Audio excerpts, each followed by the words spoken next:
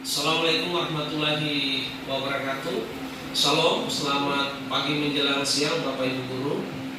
Yang saya hormati Bapak Ibu Guru kelas jenjang SDLB, SMPLB dan SMLB, Bapak Ibu tenaga kependidikan, tenaga administrasi, Ibu Wakil Kepala Sekolah bidang kesiswaan, bidang kurikulum, dan Bapak Wakil Kepala Sekolah bidang Sabras. Kegiatan kita untuk hari ini yaitu berkaitan dengan komunitas belajar buper belajar sebagai solusi pendidik dalam pembelajaran. Ya,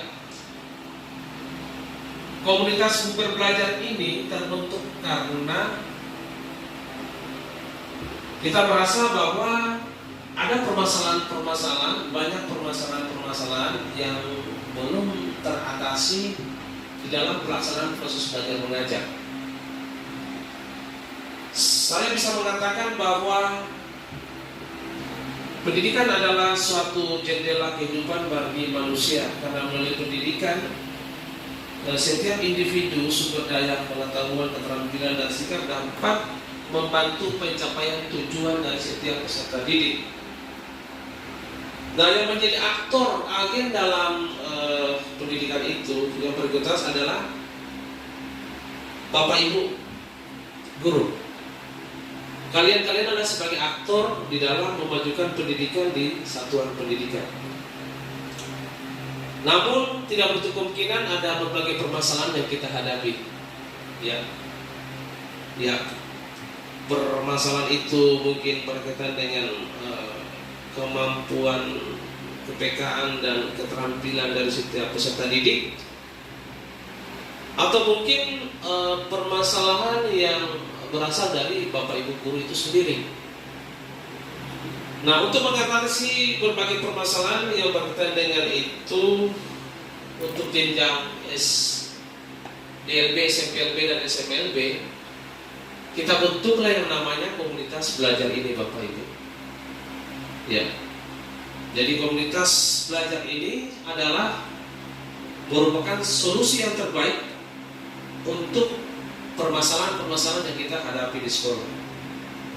Nah, Bapak Ibu, komunitas belajar, membangun komunitas belajar itu tentunya dibutuhkan suatu kerjasama.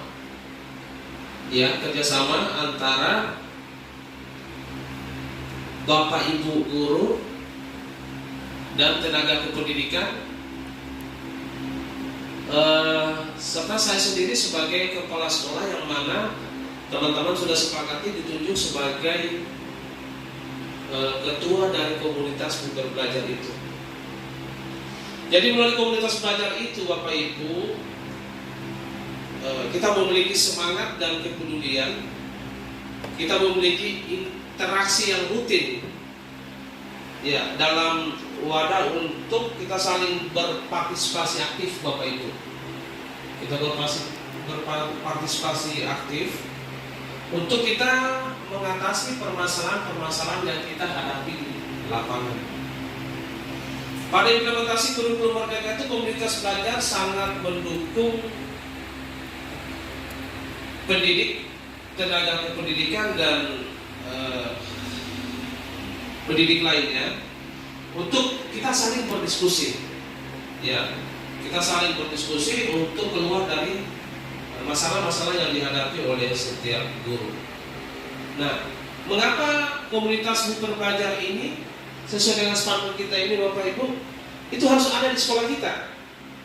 Ya, karena sekali lagi saya kembali bahwa ini adalah sebuah wadah yang digunakan dan dimanfaatkan oleh para pendidik untuk belajar, berbagi praktek baik, juga diskusi bersama pendidik.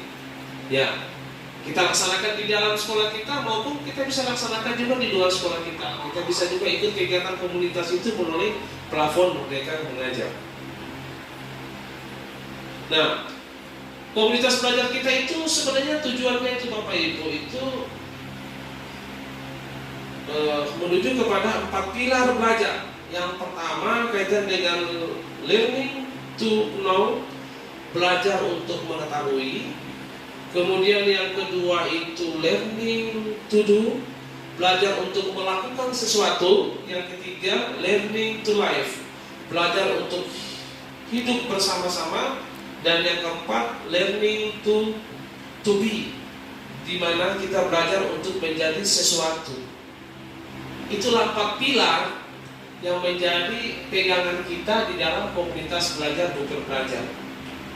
Di dalam komunitas belajar itu Bapak Ibu nantinya itu akan ada refleksi. Refleksi itu mulai dari mana? Dari Bapak Ibu guru. Dari setiap jenjang, mulai dari SD-nya, SMP-nya maupun SMA-nya. Kita refleksi tentang apa?